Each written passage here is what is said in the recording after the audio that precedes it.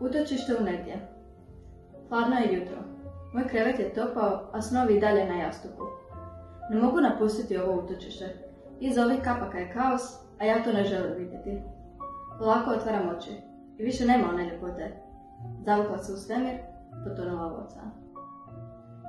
Godina 1900 i neka, još jedan metak ispucan, još i jedno kost je na zemlji i nada se natopila krvlju, a miljama daleko, krotke ruke, rubaču i dalje tvoju drže. 5 minuta prije zime, izranjeno sunce obasjaće tvoje lice. Milovat će ti obraze dok sjediš na prašnjavoj klupici, negdje daleko, u gradu čije ime nitko ne poznaje. Ime tebi itekako poznato. Doista, ni ne znaš da se tvoje tamne i zagonetne oči preobražavaju u dvije najsjajnije zvijezde kad ih sunce uzima k sebi. Jezik poezije. Neznani infrazvukovi, obgrljeni misterijom, zanosne, modre i boemske grandioznosti rigela, dopiru i škrinje iskonskih afiniteta prema dubinama neistraženih lokacija, duševnih tunela. Nikada napisan stih i neusnule riječi formiraju se u djelo umiveno mjesečinom.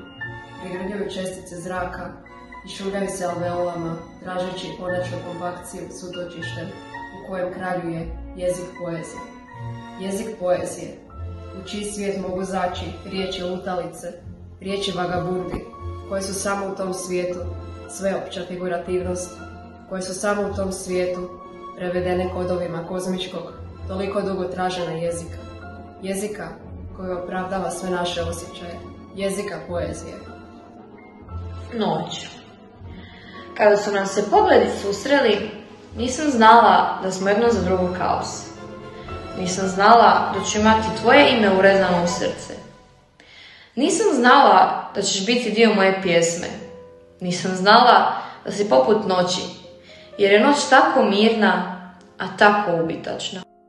Starina smrt. I starina smrt je jednom bio dijete, ostavljeno na tržnici. S ostalom djecom, ostavljeno na tržnici, pružao je promrzle ručice, pa zaspao na komadu odbačenog kartona.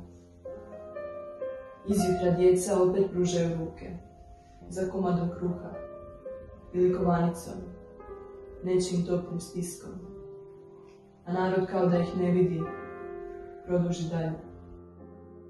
Dugi kolovoz. Vrućina halapnjeva guta zrak moje sobe. Ne da mi mira. Ja sam joj dobrostivo, kao beskućniku, širom otvorila svoja vrata.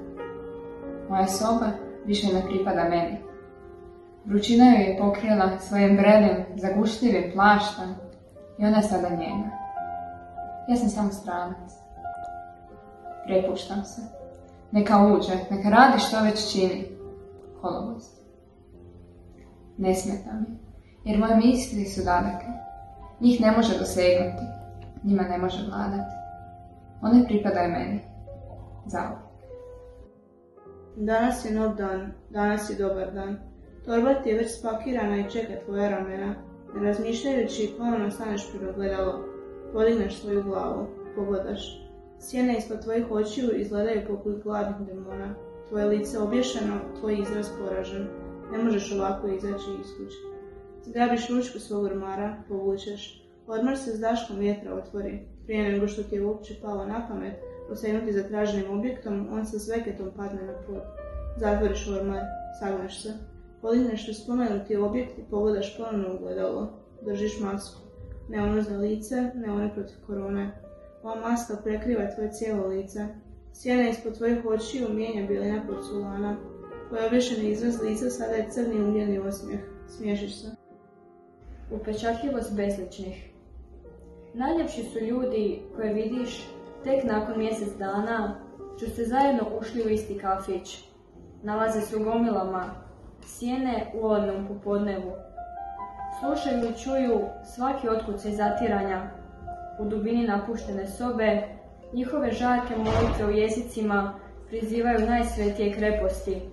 Oni su monasi bez habita i halje. Nevera što demolira blagostanje postaje maestral i dile i umnosti, iskliznući iz šaka Tanatosa, njihovo ponizno bivstovanje ostaje skriveno od očiju neznabožaca. Ide, lukoće, poput zlatnika, čiji gromki glasić na koljenima klećaše. Iskoristi me, potroši me, liši me se. Moj otac i ja. Često za kišnih i tmurnih dana volim zaviriti svoju kućnu knjižnicu i nasumično odabrati knjigu kao i nasumičnu stranicu i pročitati ju. Ponekad, baš kao danas, otvorim prekrasan dio teksta koji me raspoloži. Danas je to pjesma Vjekoslava Majera Moj otac i ja. Prepoznajem mojega oca koji se uvijek nasmije i kaže kako me on rodio za srce. Onda se ja nasmijem i onda se svi smijemo kao da je neka šala. Nikada to nisam shvaćala ozbiljno, ali sada, kada sam malo veća, uistinu vidim ljubav koju širi. Neizmjernu ljubav iz njegova čistog, nekog i iskrenog srca.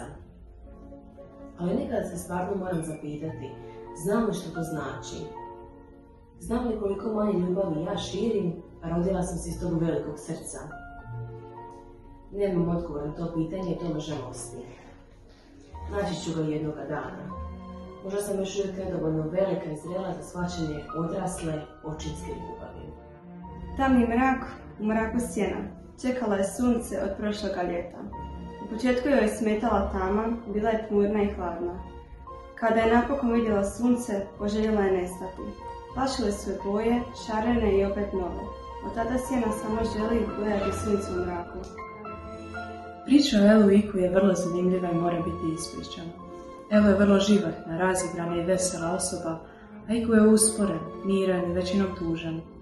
Oni su dvije suprotnosti, ali svejedno brinu jedno o drugome i svakodnevno se druže.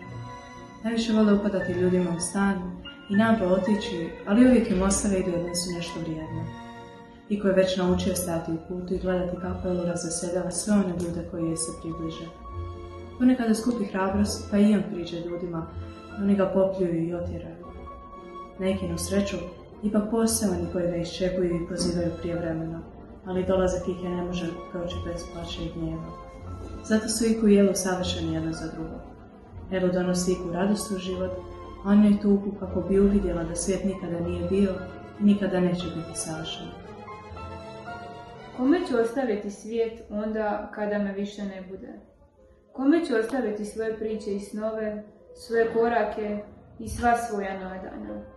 Tko će biti ogledalo mojih želja i čiju ću sreću promatrati negdje iza ugla? Kako ću vjerovati da u svijetu još postoji dobro i da sam iza sebe ostavila barem nešto? Uvijek ću ti reći da koračaš srcem, jer je u svijetu previše zla. Neprestano ću ti ponavljati da slijediš svoje snove, bez obzira što ti okolina ponekad neće dopustiti. Bori se za dobro, jer dobro pobjeđuje sve, i neka tvoj glas uvijek bude za pravdu u svijetu, punom nepravde. Želim da se tvoj život sastoji od kolodvora, a da se svakog izvučeš nešto posebno, nešto što će te učiniti boljim. Zaboravi na svijet, zaboravi na zle umove koji žele ugasiti tvoje snove, jer što su snovi nekome skrivili. Ne oslanjaj se na druge i budi junak svoga vremena. Isključivo za dobro u svijetu, jer dobro opet na kraju pobjeđuje.